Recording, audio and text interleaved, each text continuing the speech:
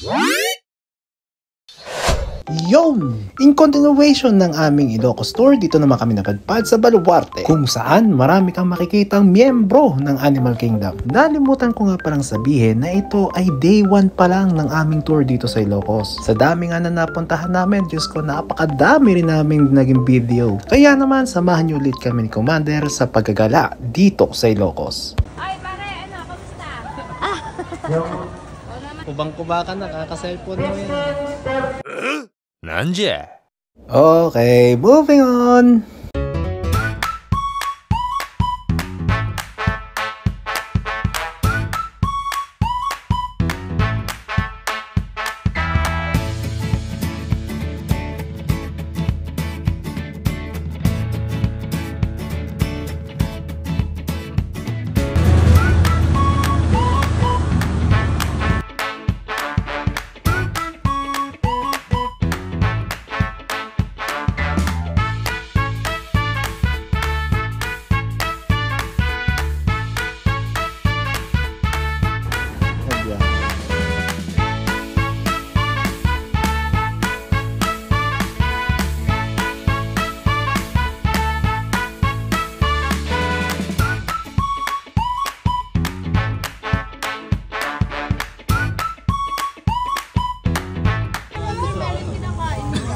Ayan na, ano layo yun?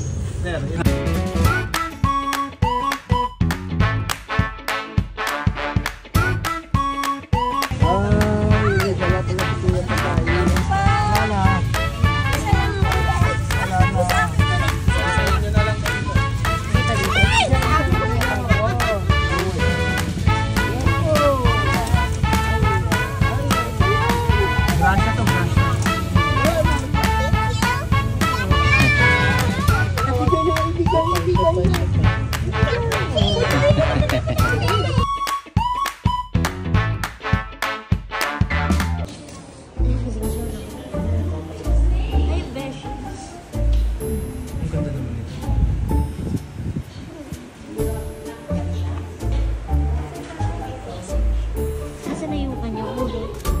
Sigal.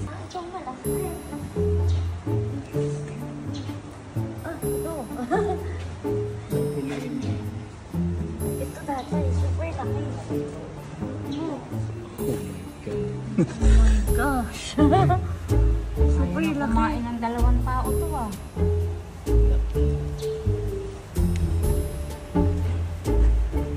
Kinis naman.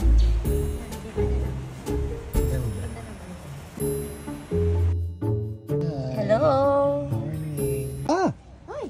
Hi, Pagong. Hello. Hi. Ay, ito tatay, super laki niya. Pagong. Hindi, I mean, ikot tayo. Yung Pagong yung pinaghirapan. Hirap na nga dun sa ano niya. Eh na, o, ikot na siya. Shy type siya, shy type. Let's go. Hindi ka na.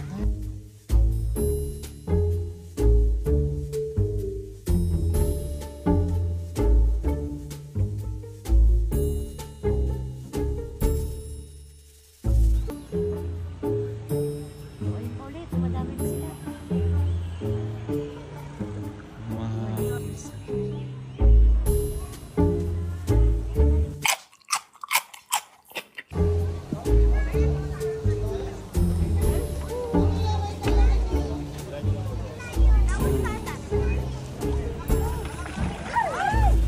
Yo!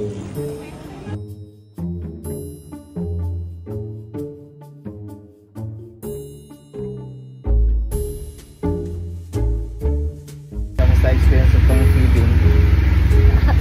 Nakakaawa yung mga buhaya. Apat lang yung napakain natin. Parang tininga lang.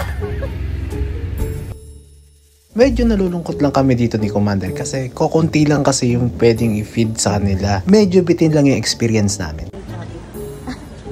Hindi mo may ano siyang rhino? Ito daw ay nahuli ni Chabit. At doon na nga nagtapos ang aming Baluarte tour. Nagpicture-picturean lang kami kasama yung mga kasama namin sa tour na to at saka lumipat na kami ng next location. Ito yung part ng tour na talagang na-excite ako ng husto dahil medyo extreme at saka first time ko siyang gagawin. Para sa mga first timers gaya ko, ito ang sand dunes. Anong meron dito? Ito, ipapakita ko sa iyo.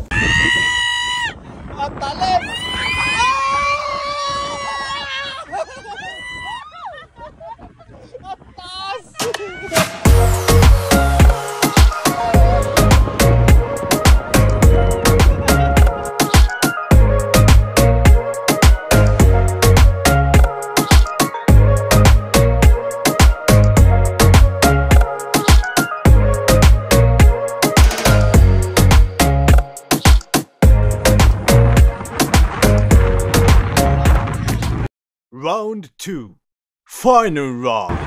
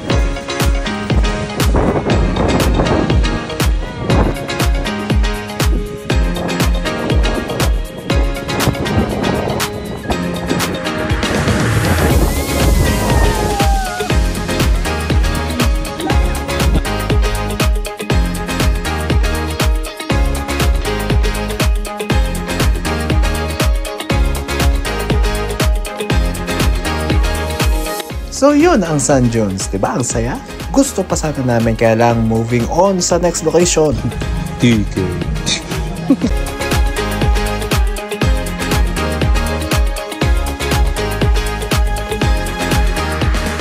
At Malacanang of the North naman ang aming last desti para sa day 1 ng aming tour.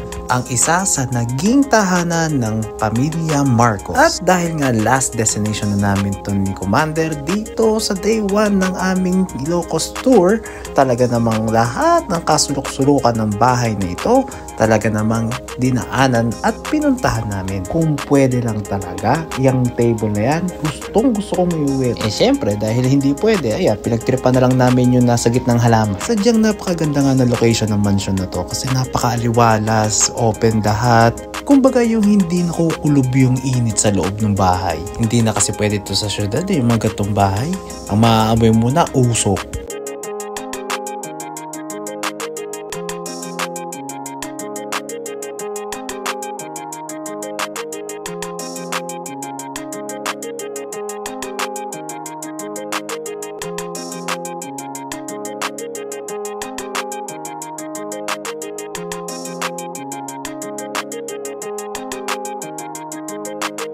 Tapos na kami sa first floor, sa second floor naman tayo pupunta. At dahil usapang pag-akit lang din naman, baka naman pwede nyo akong matulungan sa pag-angat ng ating page. Sa pagla-like at pag-share na lang po ng video natin na ito ay napakalaking bagay na po niyan para sa akin. At kung first timer ka po dito sa aking mga videos, meron po akong mga links sa dulo ng video na ito. Kaya naman, subscribe, follow, and like this page. Thank you! At nang matapos kami maglibot sa lugar na ito, bumalik na kami ng van at kami pumunta na sa aming pag-i-stayan for 2 nights. At dyan nagtatapos ang day 1 ng aming Ilocos tour. Kaya naman sa susunod na vlog, kita-kits for day 2.